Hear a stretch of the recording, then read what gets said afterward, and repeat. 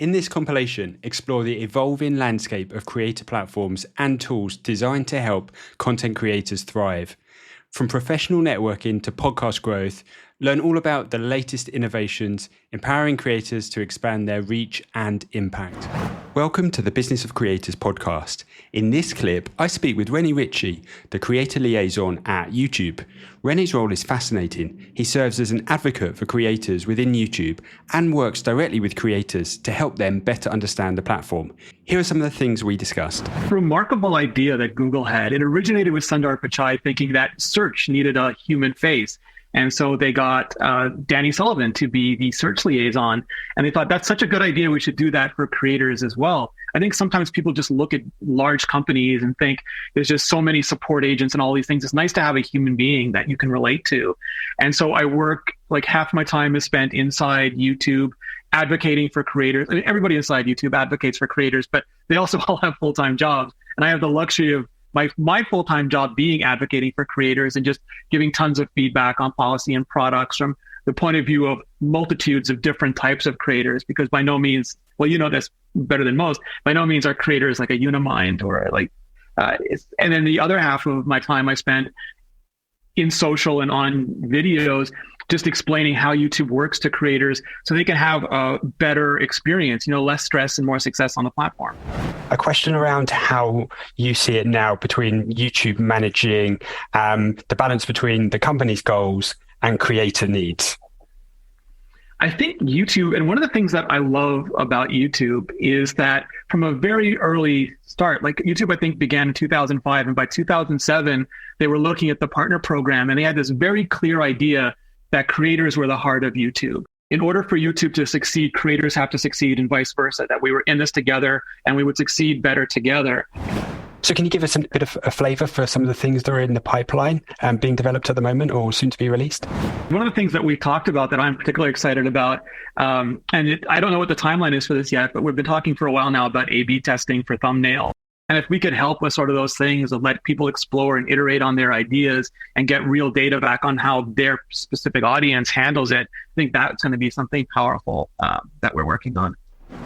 So we're going to be starting soon, 500 subs. If you get to 500 subscribers and 3,000 hours of watch time, you'll be able to enter the partner program and you'll be able to do fan funding, which includes memberships for your channels, super thanks on like long form videos and live replays, super chat, super stickers on live, and you'll be able to earn an income from your community.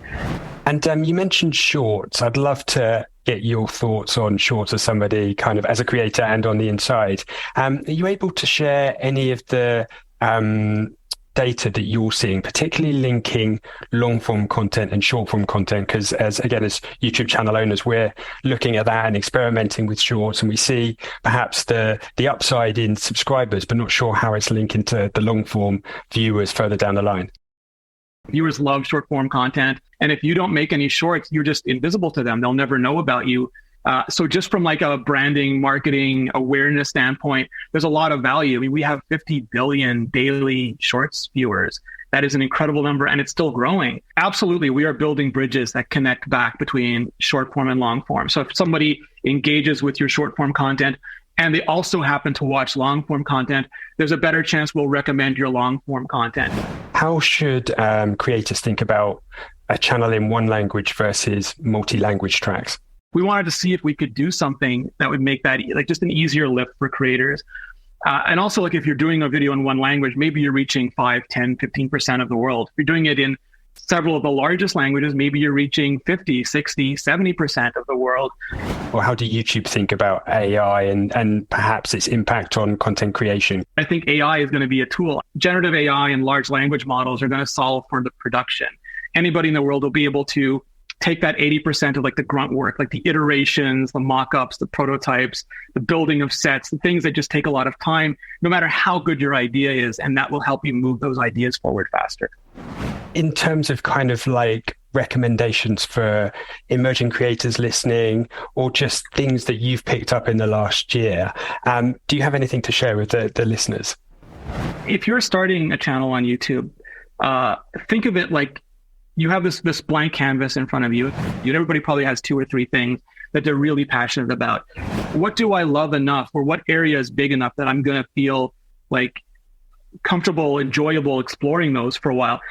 Don't be afraid to jump in on that, because as the money comes in from it, it starts to transition into, hey, this is like something I can be serious about. If somebody wants to contact YouTube or you, how would you recommend they get in touch?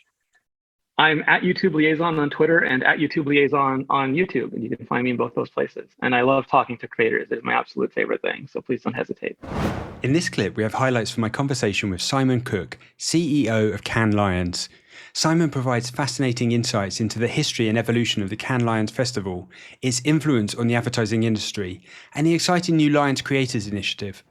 Cannes Lions originally was inspired by the International Film Festival, which had taken place in Cannes, of course, since the late 1940s.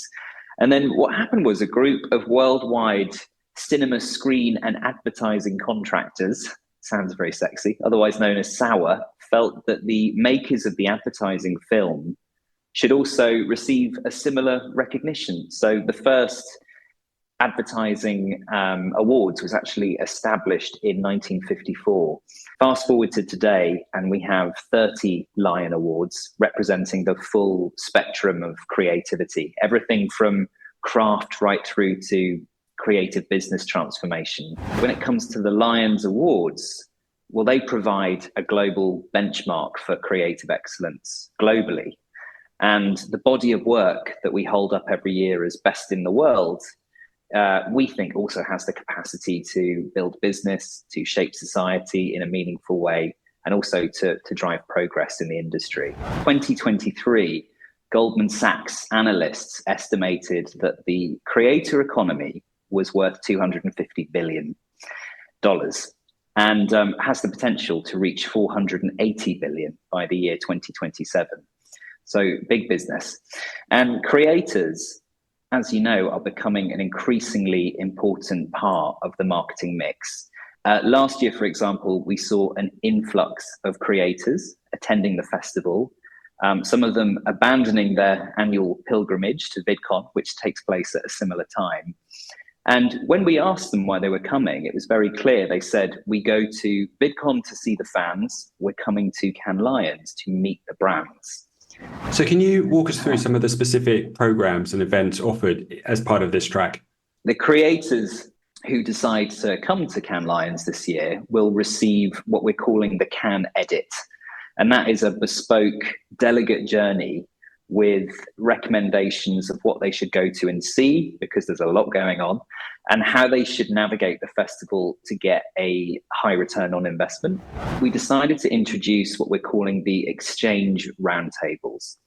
So this is exclusive for Lions Creators delegates. It's a closed door session with multiple roundtable discussions, which we're facilitating.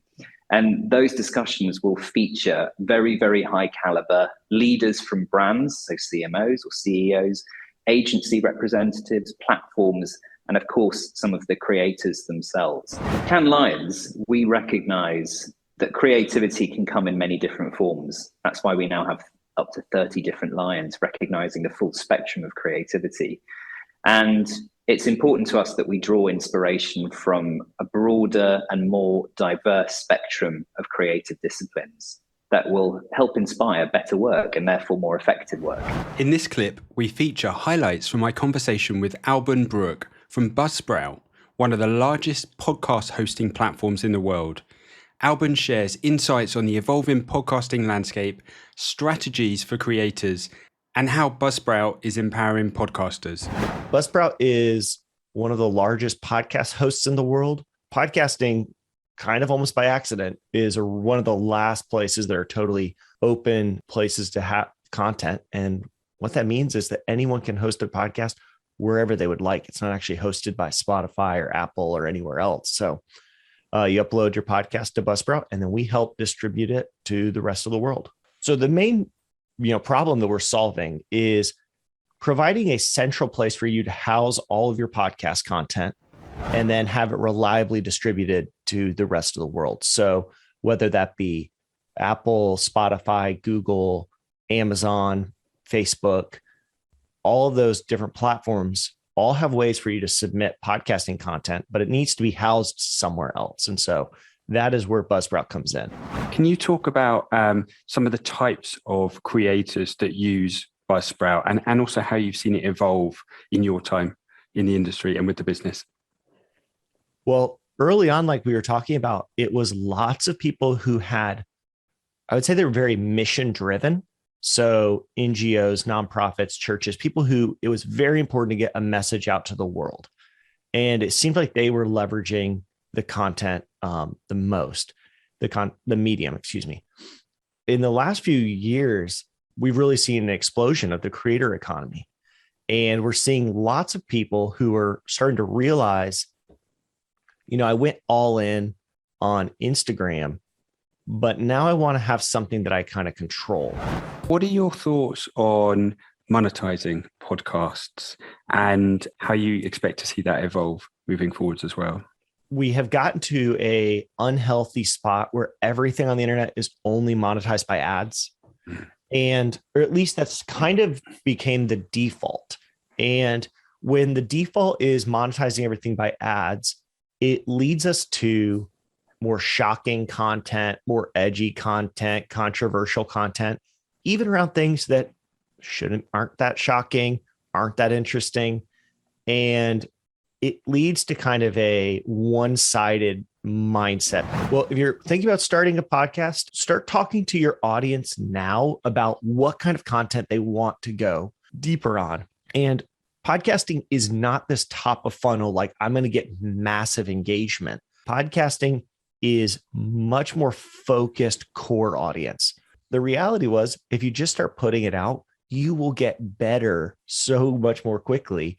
And you'll have an audience that you can have a dialogue with and say, hey, which episodes are you enjoying? Which of these ideas is working? In this clip, we're featuring highlights from my conversation with Brian Freeman, founder of Creatorland. Now, Brian is building what he calls LinkedIn 2.0 for the creator economy, a professional network aimed at standardizing resumes for content creators and facilitating connections in the industry.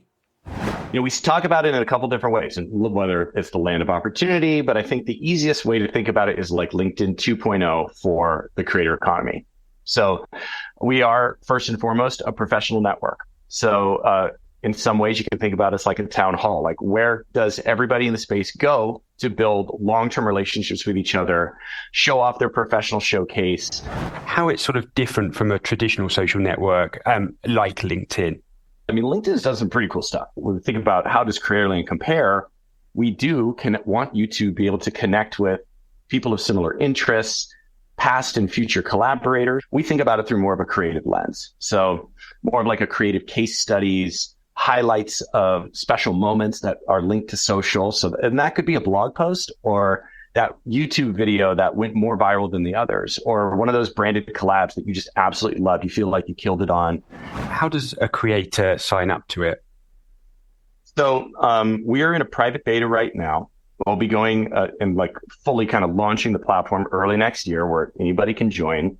So right now it's invite only. So if you do join and you come through an invite or you get off the wait list, then you are presented with a profile where you can fill out some key things from the about section and your title to like what type of creator are you, what type of content do you make or are interested in, and what type of collabs are you interested in.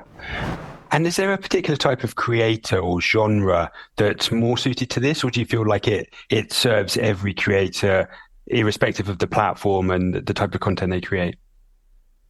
I think our dream long term is be able to serve every type of creator, whatever platform, whatever type of content they create. Even if you're a tattoo artist that gets most of your business through referrals or Instagram followership, or a UGC creator who is big on YouTube and most of your business is creating custom role for brands, whatever that is. But have you got additional functionality that you're also thinking about for further down the line that you can share with us?